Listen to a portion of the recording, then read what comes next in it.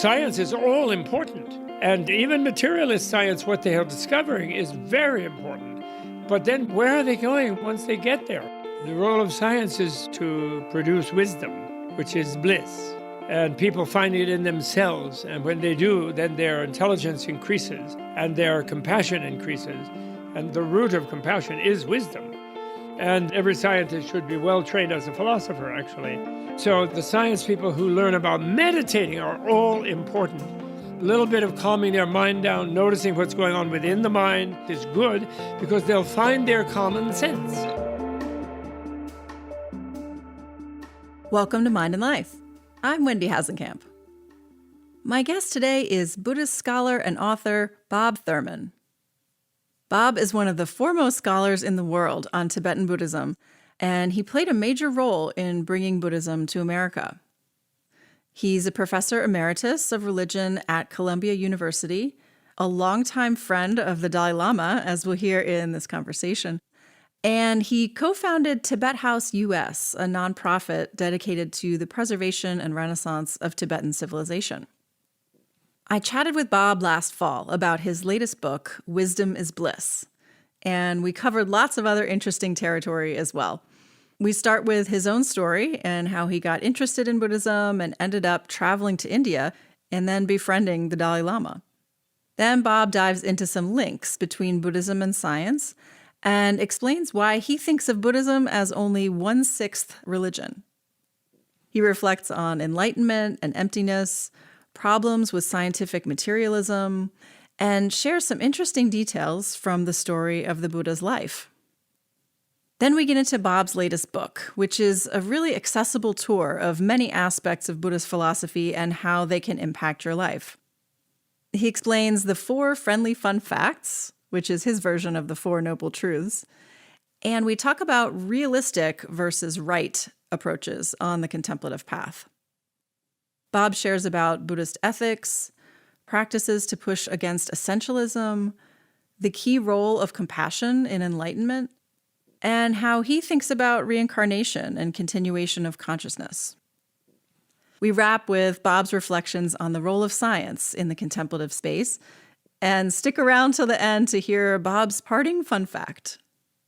If you know Bob or his work, you know you'll be in for a bit of a wild ride here. I love Bob's energy and humor, and his depth of knowledge on these topics is amazing. You can tell we're only scratching the surface in this conversation. And there's lots more in the show notes, including a link to Bob's own podcast, which is subtitled Buddhas Have More Fun. I also need to mention that we've reached the end of yet another season of this show. We'll be off for a couple of months making new episodes, and we look forward to being back in your feeds in September.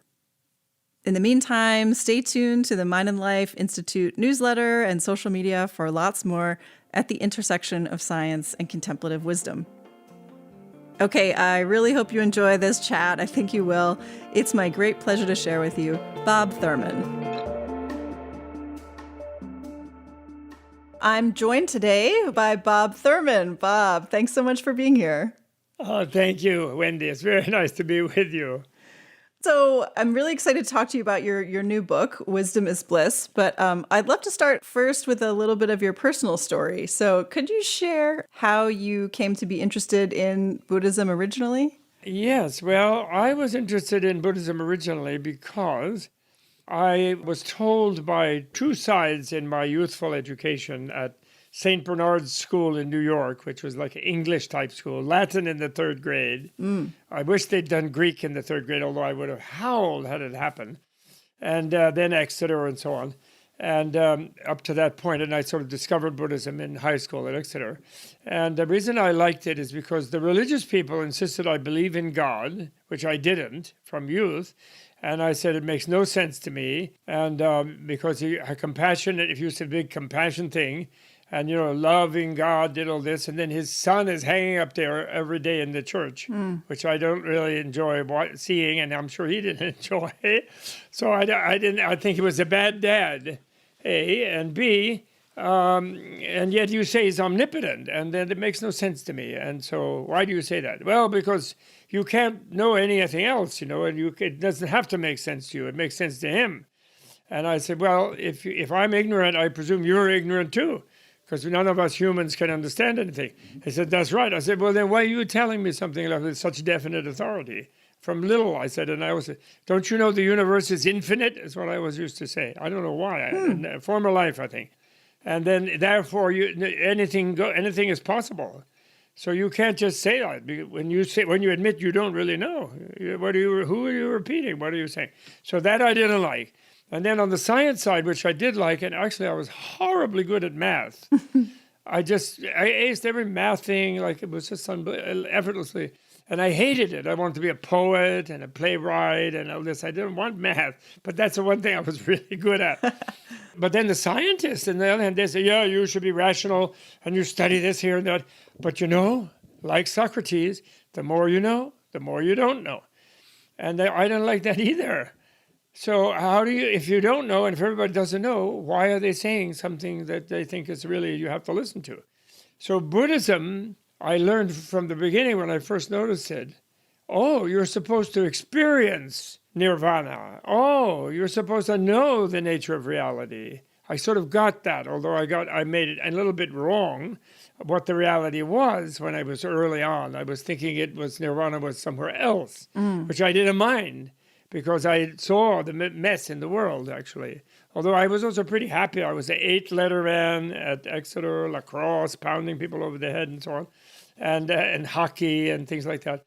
But on the other hand, I didn't think that the American triumphalism that I was inducted into in such schools, and including then later Harvard, was going to succeed, actually. It looked wrong to me, So, and at the senior year in high school with a Mexican friend on a dare, I left school to join as a mercenary Fidel Castro's revolution at the age of 17, like an idiot.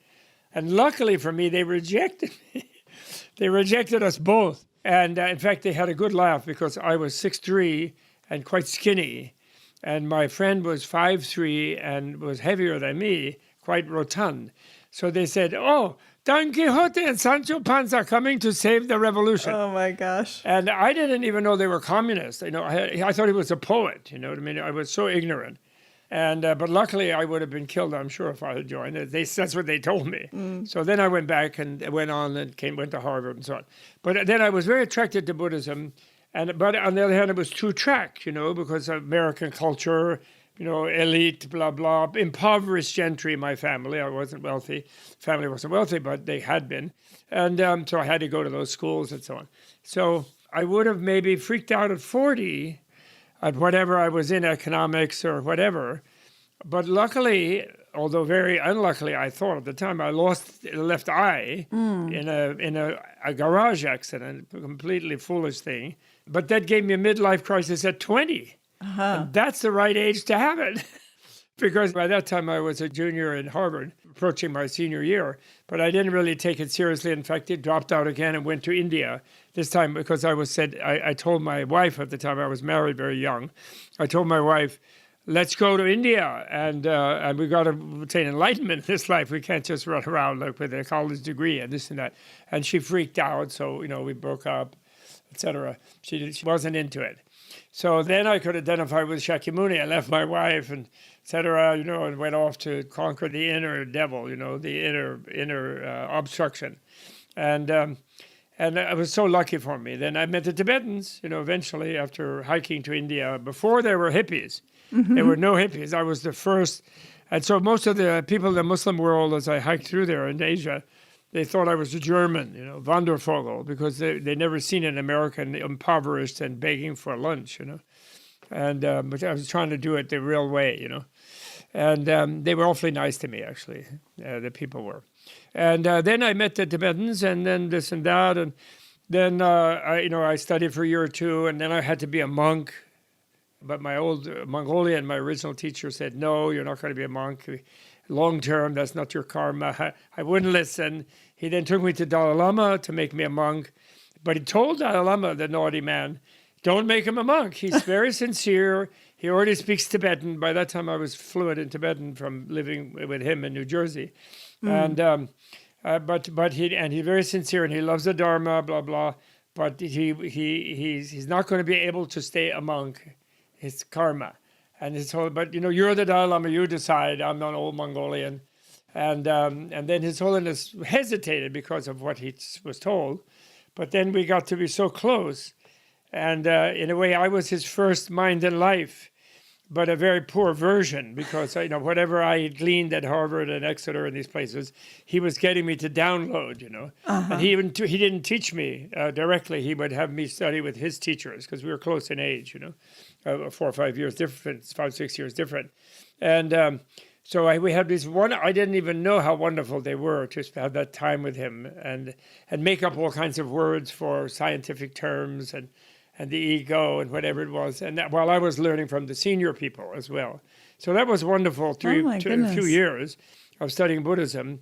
And then, sure enough, when I came back to America as a monk, civil rights movement, Vietnam War protests, the whole thing, all my peers, out there struggling against the bad guys, and me being drawn into it, and then the Mongolian guy back at the original monastery in New Jersey where I started, he was saying, you can't go out and march like a Vietnamese monk in these protests and things from here, because we are not really well established in this country, and you either stay here or you have to live somewhere else.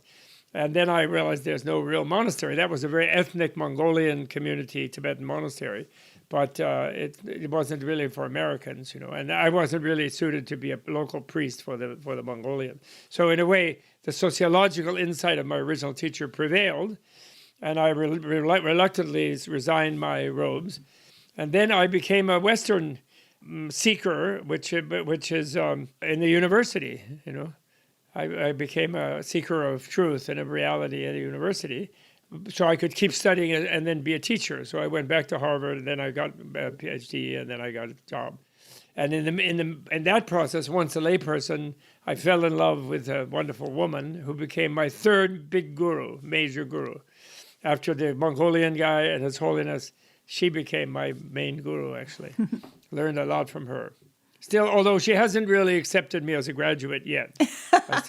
She doesn't consider, she says that she's Swedish, and she says that men come out of adolescence at around 60 or 70, and then they could mature by 80 or 90.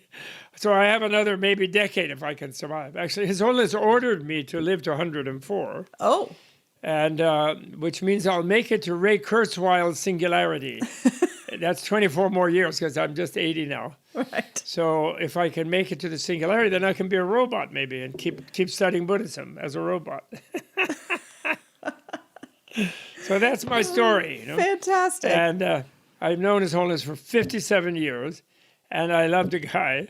And actually, in a way, for the first decade or two, I had other older teachers, and he himself was studying with, and we were more like debate partners or something, a little bit. And I deeply respected him, although in a way, when I was a monk, I was really annoying, because I said, look, you're a monk, why are you running the country? You should resign from all that, and then naturally everything will happen, because people will love you so much, and just as you'll be a great guru and whatever, And I was really, imagine, insufferable, being purist like that, terrible. Lucky for them, I didn't remain a monk, really. So anyway, it's been wonderful. And, I love Mind and Life, because I'm really more, like in my book, you'll see that I'm into how Buddha was the scientist, how Buddha was an educator, not really a prophet. And of course, Max Weber and all the great sociologists of religion and people like that, they always can't quite fit Buddhism in, because there's no God, it's not belief. I think even they translated noble truths as truths, because they were thinking this is a religion, they got to have a credo, something they believe in. But the four noble truths, or the four, as I call them, friendly facts, are not to be believed in. They're to be dealt with in different ways, like they're to be acknowledged, the first one, to be understood, the second one, to be experienced and realized, the third one, and to be traveled on and practiced, the fourth one.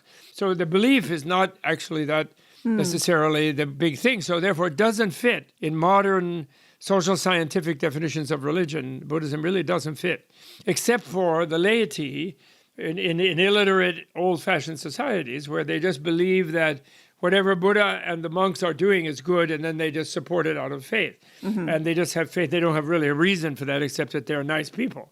So, but on the other hand, they're not encouraged, however, to have blind faith. And they are not encouraged into idolatry as Westerners and Muslims thought when they saw all the Buddhist statues. And they're not. They know perfectly well it's just a statue. It's like a photo in your wallet of your daughter or something. It's not the daughter, they know that. So they're not doing idolatry. But on a way, you could say they're a little bit... His Holiness agrees with me. He said 1/6 maybe. We agreed. We kind of came to an agreement.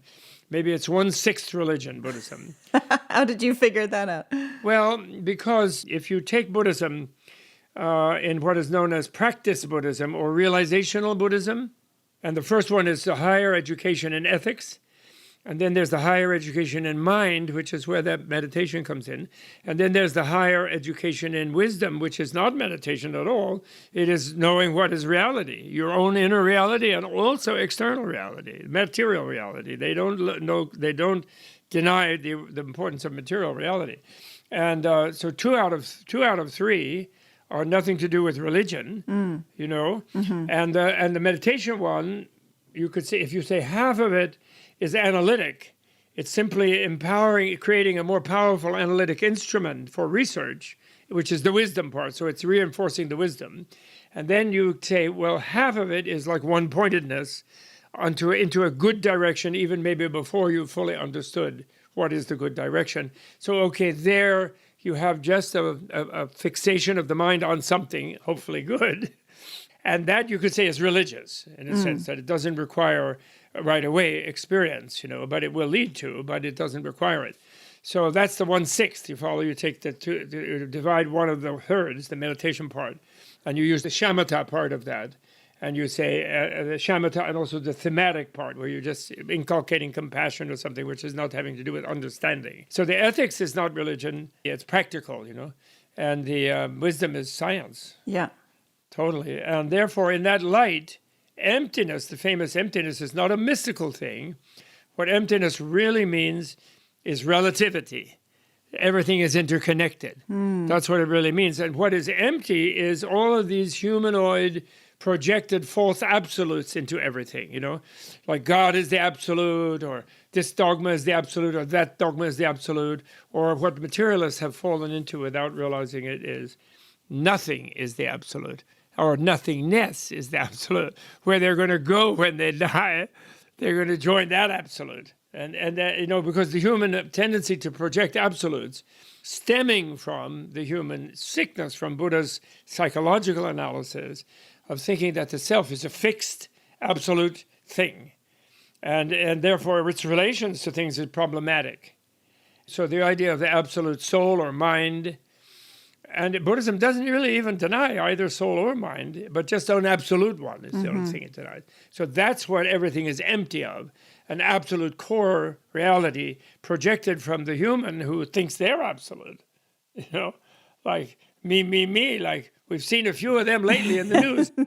So that's always was my view. So I therefore love mind and life.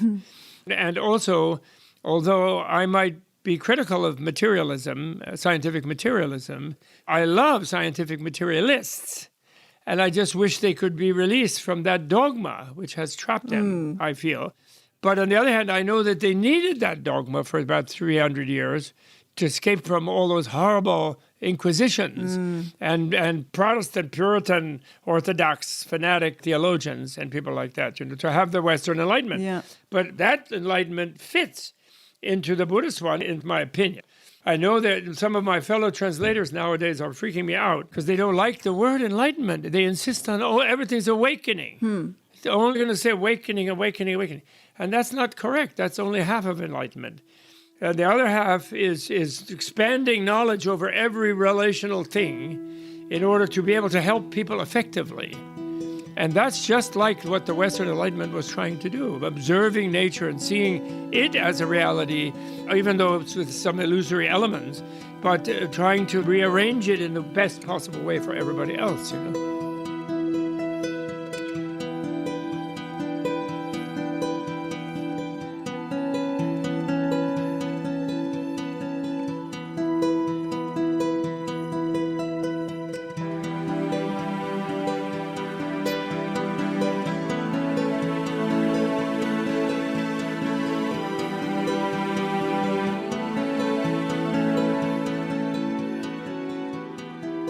So this is interesting. It's making me think again. In your book, you present the Buddha as a scientist, right? And you talk a lot about science. I would love to hear more about, is that kind of where you were just talking about in terms of investigating? Yeah, so therefore, that's a physical discovery, the discovery of total relativity. Einstein even remains there is a kind of absolute, which is the speed of light, because at that point mass becomes infinite, which is to say light is everywhere. So then nothing can exist beyond that. And so that makes an absolute sort of boundary to his relativized universe, which he could never come up with a grand unified theory about, right? He couldn't bring gravity into it. And as brilliant and wonderful as he was totally great, but he was constrained by materialism because, of course, and then he was reduced to leaving loose ends like spooky action at a distance. Mm-hmm. When those two atoms, atomic particles suddenly spin suddenly, and they seem to be affecting each other at an inconceivably huge separation. And there's no way of explaining it because the speed of connecting is not there. It's instantaneous. Yeah. And whereas mind wouldn't have that problem, although, because mind can instantaneously traverse distances and so forth, supposedly. And actually, in a way, mind is physical, although His Holiness never wants to let the materialist know. Buddhist philosophy is so truly Popperian in Buddhist science that it never wants to say, at the highest level of it, that it's all mind. Some people, if you listen to some Buddhist teachers, you would, oh yeah, it's all mind. It's all mind. No, they won't agree with that. But they say it's great for a certain moment in your progress. Mm-hmm. You should stick with its own mind if it keeps you on the ball and ethical and, connected to causation of a certain kind.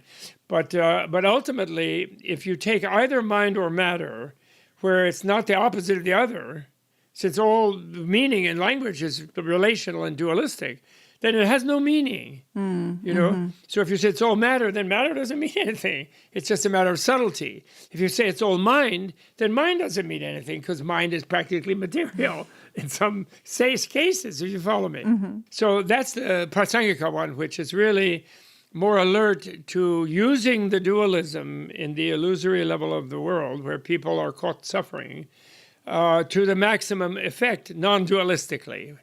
Which sounds paradoxical, and it is paradoxical, but it's not unencompassable. It's understandable, actually. So therefore, for example, karma, Buddha is celebrated, and the one mantra that's like this epitome of Buddhism, of all those things that arise from causes, the realized one says what are those causes, and also how to interfere with them, or how to terminate them. And that is the teaching of the great vacationer, I call it. People usually translate the great ascetic because he left a household life, his family and kingdom and throne and everything. But actually he was having more fun without the property and without the whole thing, actually. In other words, he was more fulfilled and more blissful. The household is a kind of job. I've always actually wondered that. Can I ask you, the Buddha left his family life and all that. Yes. So was he like walking out on his responsibilities? Yes, depending on how you define them, yes. His father said to him, you can't do that, and actually locked him up because he said, your duty is to be a king and so forth. And he said, well, Buddha debated his father, and he said, Siddhartha did, and he said, well, why is it my duty to be a king? Why are you a king? Asked his father. And to protect people and, see to their prosperity and all this. He said, okay, health, education, and welfare. I agree. But actually, I noticed that people get sick anyway. They die. They grow old. And that really bothers them. And I think I can do something about their true problems, not some surface thing of fighting some war, being commander-in-chief. And so I'm going to serve them at a deeper level. I'm confident I can, he said. And the dad, of course, didn't believe that. He didn't know what was a Buddha. There wasn't one lately around. And so he locked him up. And then he escaped, right? And then he comes back, and then his wife becomes enlightened. His foster mother becomes enlightened. Even his father becomes an arhat. So it's, what they call an arhat. They don't become Buddhas right away, but they all become much happier than they were, just whatever it was in the household. And he doesn't have to wage war on people and so forth. There are some wars that go on around him, which he can't stop. But maybe he had a plan long term. Maybe we reach a point now on the planet, and his planet, that he took responsibility for. He also didn't leave. Parinirvana doesn't mean final nirvana as they translate it. Pari only means total, thorough nirvana. So thorough nirvana means being everywhere present in every subatomic molecule, every cell of the universe, and empathetically one with every being, and therefore automatically helping them out of their suffering. Sort of like God, actually, except no creator, didn't create it, didn't create their problems, and therefore is the maximum help for them. But that's the Mahayana vision, And I hope it's true. And I'm still not absolutely sure, of course. I could be crazy. And they all could have been crazy all these thousands of years. But I don't think so. So that way, he was doing a higher duty, And the typical example, the story I love, is when he came back at some point to his own nation and was teaching everyone, and they were all loving it, ruining their military, actually. He'd already been ruining, because the father kept sending soldiers, young fellow kshatriyas, to persuade him to come back many times. And then they'd always join up with him, because it was such a great vibe, internal openness and blissfulness. Right. And they wouldn't come back, kept losing them. So then more was happening when he came back. But the one person who didn't go to hear him was his ex-wife. Yashodhara, she didn't go. And actually, when he left even, she complained, not that he left. She didn't take me with him. She was ready to dump the kid, too, on all the many foster mothers and grandmothers and whatever it was, to go with him. We're like, I'm going to seek enlightenment. What is this crap, I always think, actually, secretly, she's really the one who told him, because otherwise it's too stupid. He didn't know about being sick or growing old. Do you know what I mean? That's really too dumb. He wasn't that dumb. He was super smart. But I think she made him take a look at the seamy side, past the Potemkin village the father had him living in. I'm sure of it, because women always know what is going on outside the door, and the back room and everywhere. They know everything.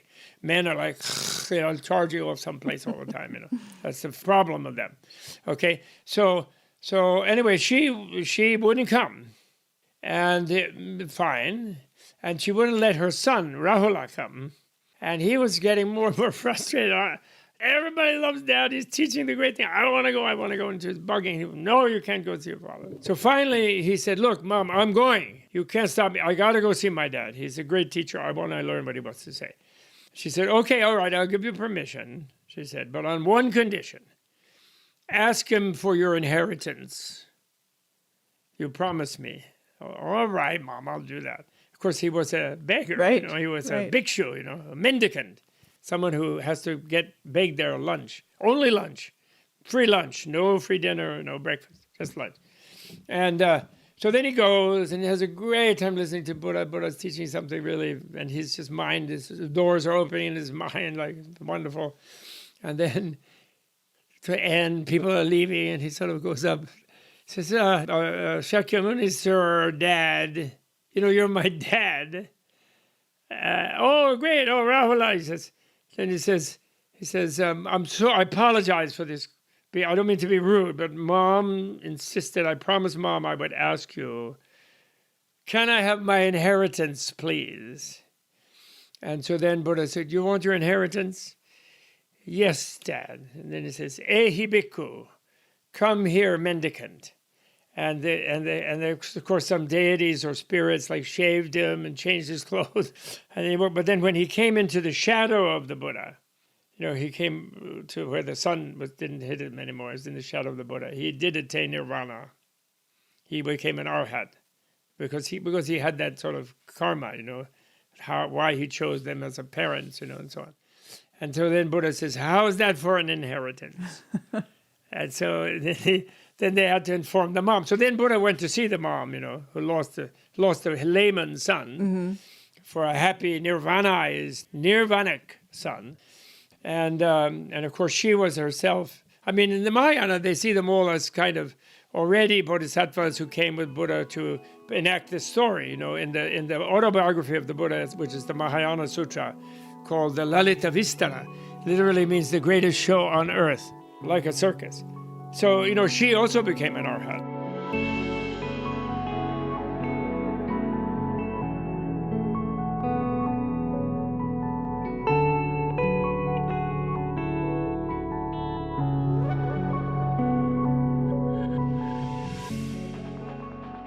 So in your book, I love how you present the Four Noble Truths of Buddhism, and that's a topic that comes up from time to time on the show, but I don't think we've actually ever gone through them on this show. So I love how you approach them because you call them the four friendly fun facts. That's right. Instead of the Four Noble That's Truths. right. So can you describe why you call them that, and then maybe we can go through them? Exactly. Well, I call them the four friendly facts because a friendly person is someone who empathizes with you. That is to say, they have some degree of empathy and therefore altruism because they see your perspective in things. They're not just only in their own shoes all the time. They put themselves in your shoes, see things from your point of view. Okay, so that's automatically a friendly person. And that's what he meant by noble in the ancient time. He was changing from a class because he was shattering the class system, actually. Or he was putting holes in it. I call him the Swiss cheesification of the monistic society, creating holes for people to have mobility other than by war. I see. And that's what his job was, he thought, as to help people. So that's the friendly. And then the fact is challenging the fact that truth, can be a reality, but it can also be a proposition about reality. And so then religions have credos and dogmas and unquestionable truths that you have to believe in, whether they make sense to you or not. And so I think that's why that word has that ambiguity. So in fact, I think is more like it, because it's a medical diagnosis is what it is. Buddha looks at the human beings and he sees them as having a certain dis-ease or uneasiness, as someone I know translates it. They're all kind of uneasy for this reason that they're wired to think that their own drive of existence is absolute. That's their absolute, And then they have a dualistic binary language. So absolute is the opposite of relative. So it's the real important ultimate thing, the absolute. And so he noticed that. So this is his prescription. So and that's the hardest one is the first one. His noticing of the symptom, which is that we suffer. And what's fun about that, Sharon Salzberg asked me, for example, but then I could just point to her own book on faith, if you ever read it. You realize that one of the things that attracted her to Buddhism was she had suffered a lot as a child, very difficult family situation, and et cetera, et cetera. And she was delighted that it was normal that you should suffer.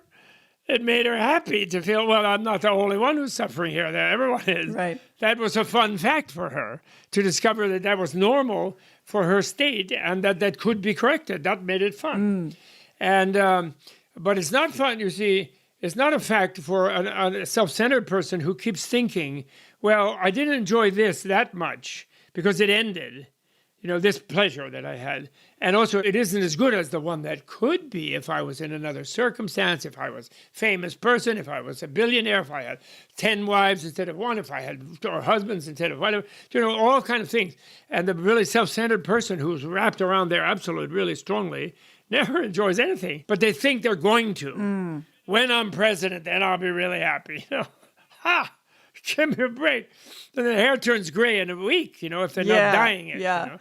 If they have any real hair. Yeah, that made me think of a line in your book that I just loved. That you said something like, "Isn't it funny how everybody is anxious, but they feel safe being miserable?" Yes, well, that's me. Protestant ethic, Presbyterian, supposed to be. I mean, I never, my mom even told me when I became a Buddhist monk for a while, my mom told me, oh, I should have known. When we took you to be christened, you kicked up such a fuss in that Presbyterian church.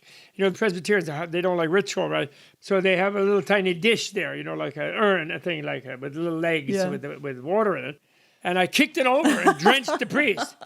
And then he kind of wrung out a few drops, I was flailing feet because I was having a fit for some reason, she said.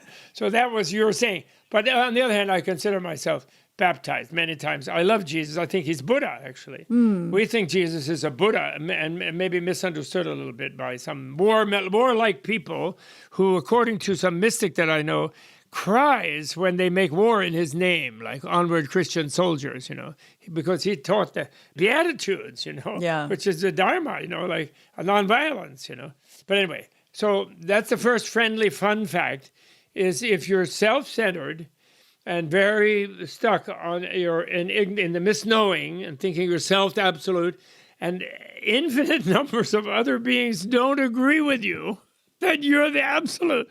It's very frustrating. And your own body doesn't agree, like you have a little pleasure in some way, but then it ends. And then you compare it to what you imagine, and then it's no good. So worldly happiness or ignorant happiness being the suffering of change, because it doesn't last, right? Okay, so that's the first one. Then the second one is the diagnosis.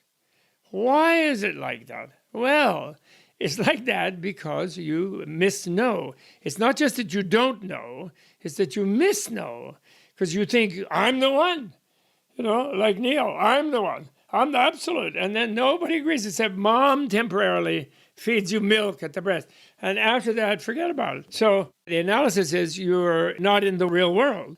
So you have to understand why that is so, and you have to work on replacing it. And then comes the prognosis. Well, if you substitute wisdom for misknowing or misknowledge, ignorance, but more actively misknowledge, if you substitute wisdom, you're going to be in nirvana. All your suffering will cease. And then the big misunderstanding of that prognosis is you have to quit life for that to happen. And he even allows that to some people, the dualistic Buddhists, what we call, because they can't imagine being totally blissful in the midst of it all, in the thick of it. Still in the thick of it for the sake of others. They can't imagine that. So then, I don't believe that. That's hopeless. And then they become very disillusioned. And there's no hope for them. So he let them think that. But he just was very careful not to make it too clear. Like when they would ask, what happens to me after nirvana? Well, you just attain it, you'll find out. Don't speculate. In other words, he wouldn't quite say that. So then that's the prognosis, is the human form. And this relates to his own theory of evolution, his own Darwinian theory, which was not an ordinary theory in India at that time, as I will explain to you. And his theory, the human life form, is the ideal life form to really realize that nirvana, because gods are smarter, some of them, and they were humans, and they did really good things, and they became gods. But the problem with them becomes then they get very complacent, because they have very long lives. They have a lot of worldly pleasure, like really extreme in the way they describe it, and long lives, and they think they're going to be like that forever, and it's just so cool. And like, why bother? They sort of maybe know everything is relative, but they don't want to think about it until it's too late, And whereas the human has that same level of intelligence enough to investigate reality and is vulnerable. And knows that sees the harsher ways of living, and doesn't want to fall back into them. So it's ideal, So then the fourth noble truth is the therapy, and it's the 3 higher educations, and they are higher education. They are not just trainings. Everybody insists on translating them trainings, 3 higher trainings, because why do they do that? Because they have their PhDs and they have their BAs and their MAs, and they think of themselves as highly educated, and they're still totally miserable. And they're just freaked out. And they don't know what's going on still. So then they think education is useless. Let's meditate. And then, all that education didn't do me that good. Well, maybe that's the Western arrogance. And if our education didn't do it, nobody's did. Well, I'm sorry. Europe and China and Korea and those East Asia and Europe were way backward compared to Persia and India, especially India. They were the richer areas of Eurasia, So anyway, so that's the 4 friendly facts. And they're all fun because it's fun to know what's causing your problem. It's fun to realize that the problem is normal. You weren't taught, you didn't know, you didn't understand. It's fun to be encouraged that you can understand, and that when you can, that really has a great benefit to you. And then on top of that the non-dual version of it, little more what we would think of as a little more advanced, that you can keep that nirvana and be totally engaged with other beings, all your beloved ones, and by intensifying your memory, by developing much higher intelligence, you are aware of your former life interrelations with all of them. Everybody was your mom. Everybody was your beloved. They were your enemies too, but why harp on that, And because the beginninglessness of the illusory relative life. And so you kind of love all of them, you know, and and you effortlessly feel that. And what is love? What makes you able to love them and be compassionate for them is that you feel so good in the release of nirvana. You feel so ecstatic, and you see that they have that potential. And even somewhere deep inside, they do feel it. Even I would say the essence of Ayurveda and all Indian medicine, and particularly the Buddhist version of Ayurveda, people's health is their inner bliss. That is their health. That's what holds the cells together. That's what gives them strength. And any party pooper, like a tumor or something, they're not going to tolerate it. No, get out. You go back and be nice, you know, fit into our community, you know. And then when they get really unhappy and weird and they lose complete track of their inner bliss, then they kind of become vulnerable to them in a way. Interesting. In some, you know, deep level core way. I mean, not, of course, we live in a soup of toxicity of our distorted industrial confusion. You know? We do. So the body, there's a miracle that we do so well, actually, even in the middle of it all, you know.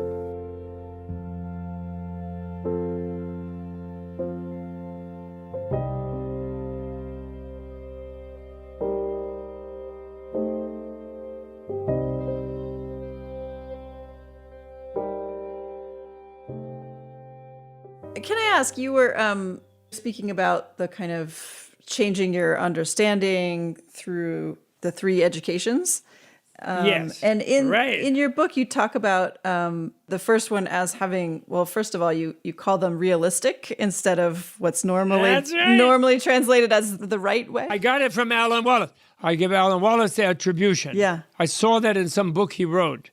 But then he removed himself. He doesn't use it anymore. He goes back to right and wrong. But he did use it in some book. I don't remember which one. But when I saw that, Alan got it there. And then it grew on me more and more. And then I really think that's correct. That's the best. Yeah, I love removing the kind of right and wrong ideas of it. But right. Anyway, so the first is realistic worldview. Yes. And you reflect in your book how, you know, the later ones are more about meditation and transforming the mind, and how you kind of wanted to like just do that right away and jump into that. That's right. Can you talk about that a little bit? Well, you know, I was 21 years old by then, and I missed my friends, and I missed my ex, you know, and I missed my daughter, and I missed things. And then the Vietnam War, and the racists were killing the civil rights merchants, beating them up, you know, in mid-60s. So, you know, the idea that there was this place of bliss to be found, and that, you know, the 4 immeasurables, you know, love, compassion, joy, and equanimity, and that you sort of could leave that old body behind with all its worries and woes, and that it sort of popped. It seemed effortless to me, and I just wanted to go there. And he just kept interrupting me. My early teacher, who was he clearly was clairvoyant. He would catch me at 3 a.m. in my own bedroom in the little monastery that we built there, and he'd knock on the door or just open it and say, "Let's grab some yogurt. Why aren't you sleeping?" I maybe would run away and go in the woods someplace a little bit, and he'd find me, and he'd pretend he was walking the dog at 3 a.m. And he'd find me and say, "What are you doing over here? The neighbors will think we're crazy, and you'll be arrested, and you'll think everyone in the monastery is mad. You're out in the middle of the night." Whenever I would get just at that point almost of slipping out into the immeasurable, you know, immense love vibe, and going into the form realm and sublimating that bliss, you know, of being a monk. Because I lived as a monk before I was a monk. Mm-hmm. And that's why I wanted to have robes and actually have it sort of sealed, you know. And for a few years after I left my family, you know. And he would just interrupt that. And, oh, no, and I would get so upset. And then even after I became a monk and came back from India, at some point, temporarily, I was going to go back to India when I could figure out how to finance it. And he would still do that. And he even came and he said, the one I remember that I tell as a story. I don't know if I was a monk, and I was 3 a.m. with a candle in the temple, quietly meditating. And he comes in, turns on the lights, and he says, "What are you doing?" And I said, "What do you mean I'm doing? Of course, I'm meditating. I'm a Buddhist monk." He says, "Oh, why are you meditating?" I said, "Well, I want to attain enlightenment." Of course. He says, "Oh, you can't attain enlightenment. You're an American." He says. So then I said, well, I don't care if I'm an American by birth. I said, I totally know about former and future life. I'm totally into it.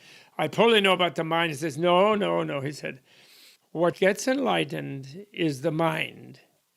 He says, and you guys grow up and you are conditioned to think there's no such thing.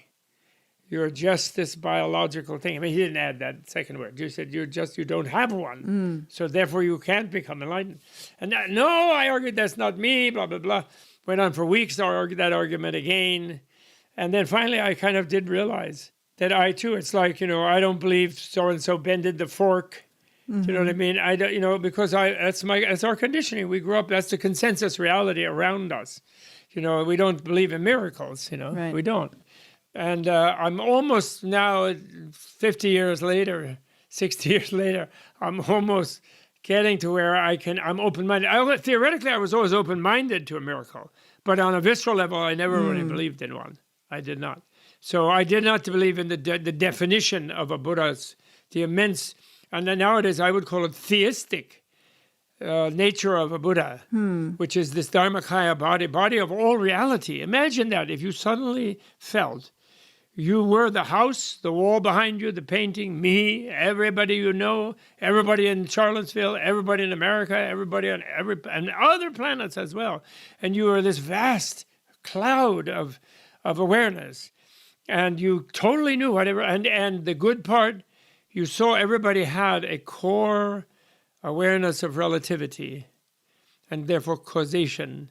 And therefore they only held it together because there was this, it's sort of invisible to their normal being, a feeling of well-being in that relativity, a feeling of that all is possible somewhere deep in them, and but not as a static thing, but just that was the way of that was the nature of the interrelatedness, because the Buddhas are in every one of us. In other words, it's like the pantheistic heresy, from a Western theological point of view of projecting an absolute being outside of the universe.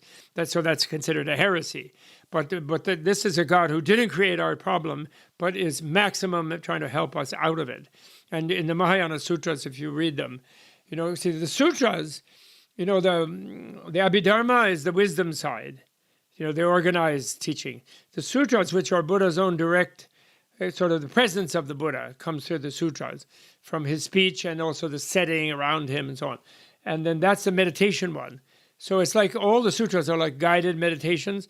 So they kind of create a different culture in the mind if one reads them very, very extensively, as now it's probably has become somewhat possible in English. But then let's go back to the ethics one, because that's where evolution comes in. The Buddhists are total evolutionaries or evolutionists, more radical than Darwin, because in addition to the genetic thing, there's also the individual, what I would call the mental gene, the third gene, with the third bunch of chromosomes that has to fit the two of the mother and father. And the third one comes through the bardo, through the between state, and matches that, and therefore is attracted to either the male or the female, etc., the way they explain it.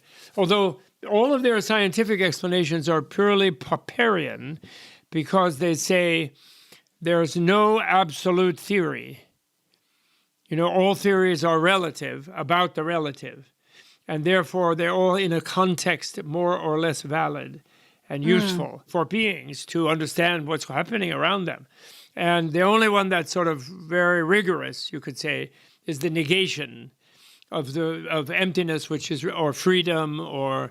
What does that mean, negation? Well, when you look, if someone says, is there an elephant in your room? And then you look around for the elephant, okay? And then you don't find an elephant in the room. And then you didn't find the non-elephant, because there's no such thing. You just didn't find the elephant. So in other words, the negative cognition is a mind-opening sort of thing, because then you're aware of what else is in the room. You're not worried that there's an elephant in there any longer. And in a way, it's always imperfect. There could be a little mini elephant, or somebody's charm bracelet with a little mini elephant. You know what I mean? It could be. But it's, there's a sort of limit to how much you can examine. But when you do, then your mind opens from a negation. So the negation is the negation of these falsely projected absolutes, not only in ourselves, but once we have it in ourselves, which is the root of it, We project it into the table, like Plato. There's a tableness that is an absolute form, which is instantiated in the table, blah, blah, blah. There's always some sort of essential thing. And that's a human habit. It isn't necessarily just a philosophical mistake. It's a human habit. And in a way, he's describing what people do. And the modern one, where they don't do that, is all great. But what they didn't realize is they still have the habit and they project it into nothingness. And they think that's, in other words, if right now you and me, if we were sort of being really frank about what our mind is, whatever, we may have some other bunch of beliefs we would like to be entertaining, but we might think, well, if everything was disassembled about us, like Daniel Dennett or one of those materialists or Pinker, took every piece apart, and then some quantum guy shattered even the subatomic particles and came up with some statistical probabilities about it, we would think, well, it ends up in a dark space. We sort of have a picture in our mind of being a dark space. Like we fall asleep, it's dark, and we snore there. The cemeteries are called heavenly rest, So we would think that's where we end up. So in a way, that's sort of our final, what we're reduced to, as if it's something.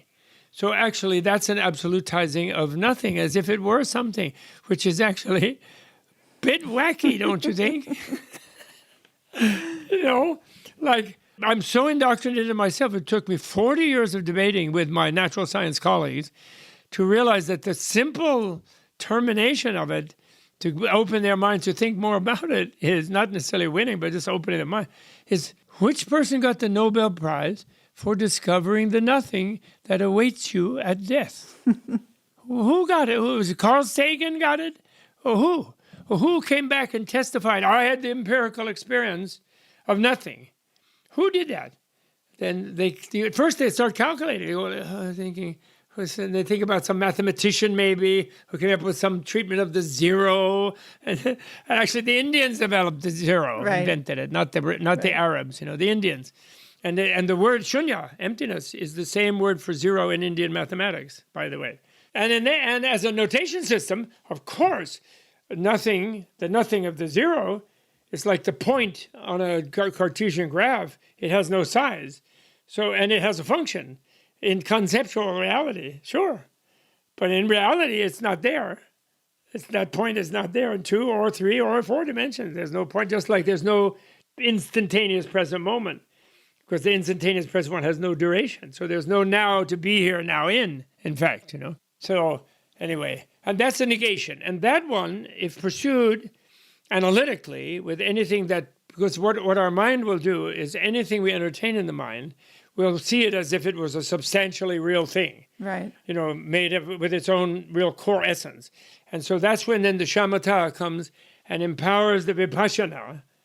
And the vipassana drills down into that with the diamond drill, as they say. And it drills into it, and then it just goes apart.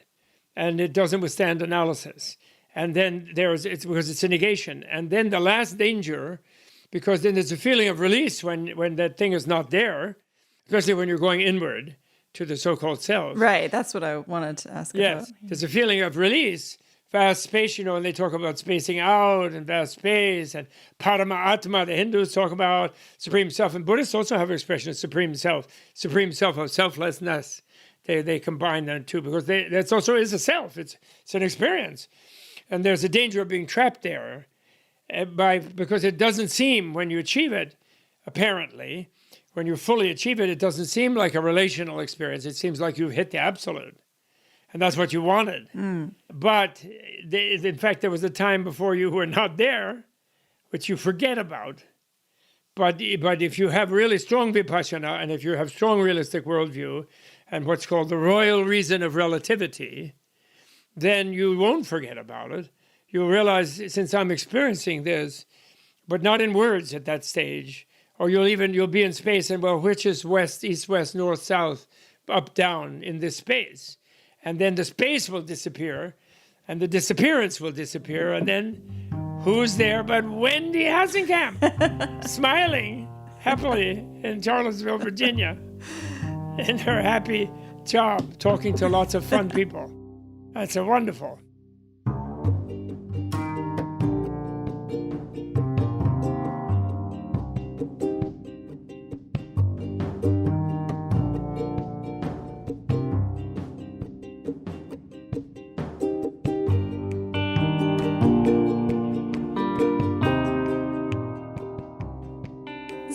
So this process of kind of going inward with this negation, countering the essentialism. Yes. So I assume that's kind of the most important or core process or realization to go through in these. Is the understanding of the self as not essential?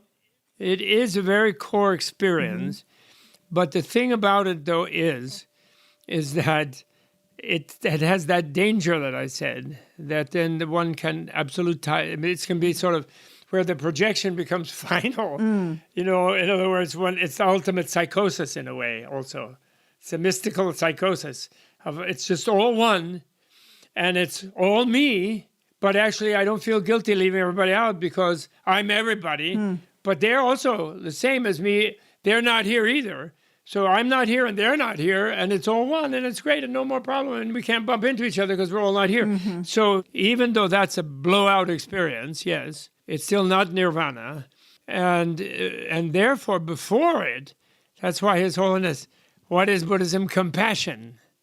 The Bodhisattva thing is essential because that is somehow your vow and your connectedness to everybody and all your mothers and all your beloveds, and your will that they also enjoy total freedom. And that vow, you could say, projects through the spaciousness and the releasedness of that, and it pushes you to probe even the feeling of freedom, and then you can become free of that freedom. It's the only thing you can have the way of putting it. And then that takes you to a point sort of beyond clear-cut, yes, no, binary rationality. It takes you to a place where, as F. Scott Fitzgerald said, great guru of mind, the sign of a great mind is the ability to encompass two opposing facts without crushing themselves, without collapsing one into the other, and hold them both simultaneously.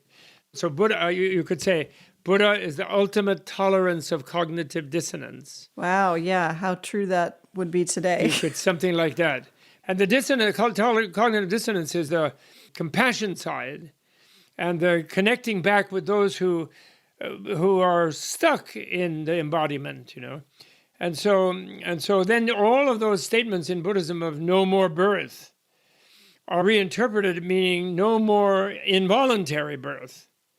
Then you can create a new self, a new you. You can find it. You can even go through the process of finding a good mom, and performing what I call the ultimate Buddhist astronaut achievement, a womb shot, a successful womb shot, and landing in a new body. Although if you go in some areas, you can also just be born by apparition. They say, if you don't want to go through that process. So a lot of what you're sharing is based, it kind of assumes this belief in reincarnation or kind of continuation of consciousness between bodies or lives. So what would you say to those who don't have that worldview? Right. Well, the first thing I would say to them is what I said before, which is you only go on what you know empirically, and you don't push dogmas and theories that are beyond falsification or confirmation. And so we don't push former and future life like that at all. If you can't confirm it, then forget about it. Like Dalai Lama says, forget about it. That's not your business. That's my business. And he talks to you. He's like just really letting you off the hook way too easy, actually. But the point is, that's fine. You have to find the plausibility of it. But on the other hand, you have to put the shoe on the other foot. You have to question the implausibility of holding out a specific form of very subtle energy, which is your consciousness, which you trace to all kinds of lightning bolts, mini super subtle lightning bolts splattering around in the neurons in your brain, and you trace it, but that's all energy.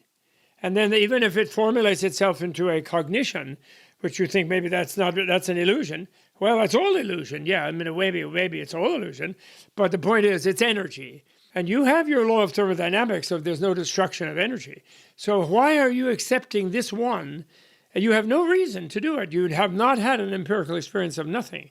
And you cannot have that, actually, if you think just 2 minutes, A, B, C. No one can experience nothing. There's no experience of nothing. There can be an experience of a simulation and a projection of a dark space. Yes, you can call that nothingness. But that's not nothing. It's an experience. So since nobody discovered it, it's not really a foundation of science. It's just a dogma of materialism that you're stuck with, which was good, because you escaped from your fear of hell. Descartes and those guys, they didn't deal with what poor Galileo had to deal with. So the point is, you have no empirical basis of that. So you have to question it, that's one. But then two, I appreciate that you got there because you discovered so many great things by looking at the book of nature. And that's great, but you didn't find nothing among the things in the book of nature. You did not find that. And you're pretending that you did is a new kind of dogmatism on your part, and you have a new kind of inquisition there with Asimov and Sagan and whatever you call it, just destroying some physicists out of tenure because they think there might be a vital, or Helmholtz, who destroyed Goethe because of saying there's a vital principle in the universe. And so you have to bag that, too. And then three, you also are wonderful and you're brave in that you feel you are very brave to be not afraid to be nothing. And you think we people, and with the vast majority of humanity who expects to continue in some form, you feel they're all childish and they just want to always keep their ice cream in next life and so on and so on. Whereas actually anybody who really thinks they might have another life, who believes in it like you believe in the throughway, it's not a mystical thing at all. It's just the common sense of people who believe in it. And you think they're just childish. But people who believe in that are scared of that because they don't know where they're going to be and what kind of life they're going to have. They might be born in some horrible state, and they're scared of it. But here's the thing. Because you consider it takes courage to accept nothing, that shows that subliminally your deepest unconscious mind knows that continuity is the rule in nature. And nobody's scared of the darkness in the Alien movie when you're walking down the dark spaceship of the alien. You're only scared of an alien that might jump out at you. So the fact that you're scared of nothing, whereas when your tooth is being drilled, you want insensitivity. You want anesthesia. When you're having a open heart operation, you want to be knocked out 100%. So that's no scary. Please do it. You don't like pain. The fact that that means that you subliminally know for a fact, contrary to your dogma, that you can expect continuity by common sense.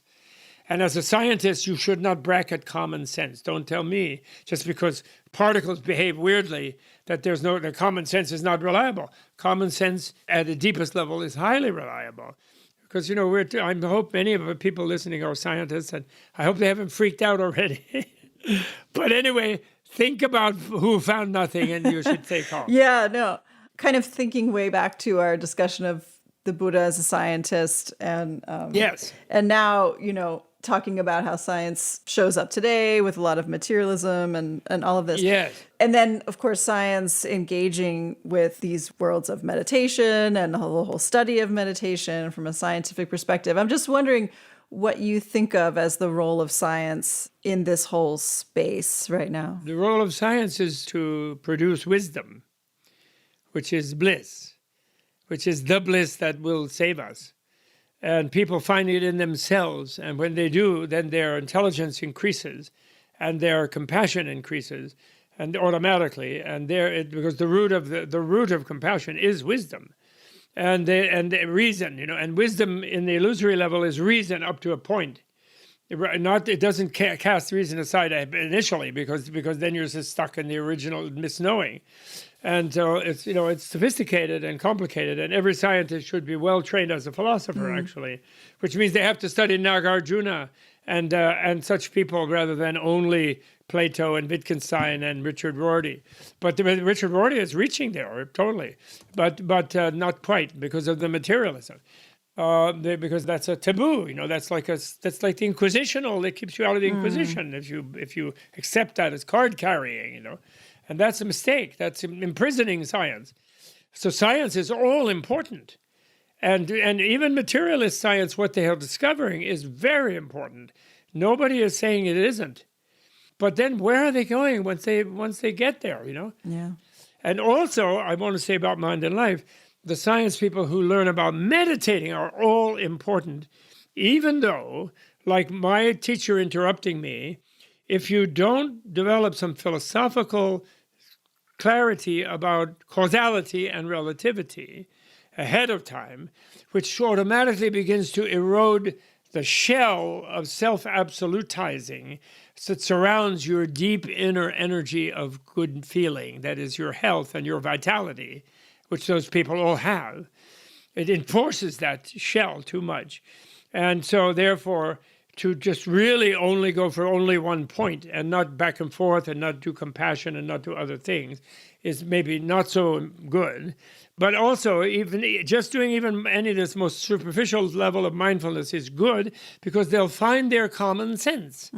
Because they are smart people, and so a little bit of calming their mind down, noticing what's going on within the mind, becoming a little bit able to not just do immediate things, charging ahead, So the scientist and the mind and life job is no wonder His Holiness loves it so much. It is so important, and I totally love it. So anyway, that's it. That's all I have to say.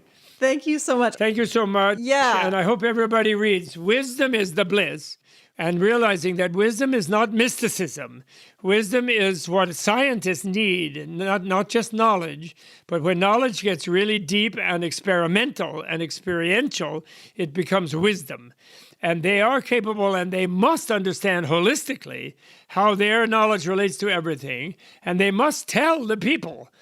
And they can get up and speak their mind, and don't be afraid. And these are friendly fun facts. And, my definition of a fun fact, I never heard of the expression a fun fact until my friend Alan Hasenfeld told me. I have to give attribution. He is the founder of Hasbro Toy Company. Oh, yeah. And we were on a board of a different nonprofit, and we had a dinner where everybody had to come up with their fun fact. So his fun fact was that he is no longer CEO of his company. He is the executive chairman. And then he said, lest people think that that's something really great, I want them to know my fun fact is that it's like presiding over a cemetery. Many people are below you, but no one is listening. Oh, that's great. So that's my fun fact. Those are my fun facts. Well, thank you so much, Bob. This has been really great. I appreciate you taking the time. All right, Wendy. Thank you.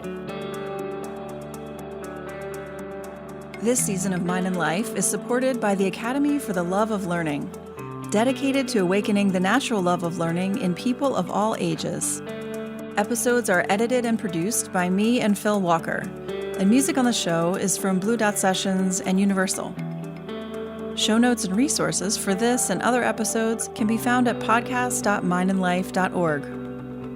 If you enjoyed this episode, please rate and review us on Apple Podcasts and share it with a friend. And if something in this conversation sparked insight for you, let us know. You can send an email or voice memo to podcast@mindandlife.org. Mind and Life is a production of the Mind and Life Institute. Visit us at mindandlife.org, where you can learn more about how we bridge science and contemplative wisdom to foster insight and inspire action towards flourishing. If you value these conversations, please consider supporting the show. You can make a donation at mindandlife.org under support. Any amount is so appreciated, and it really helps us create this show. Thank you for listening.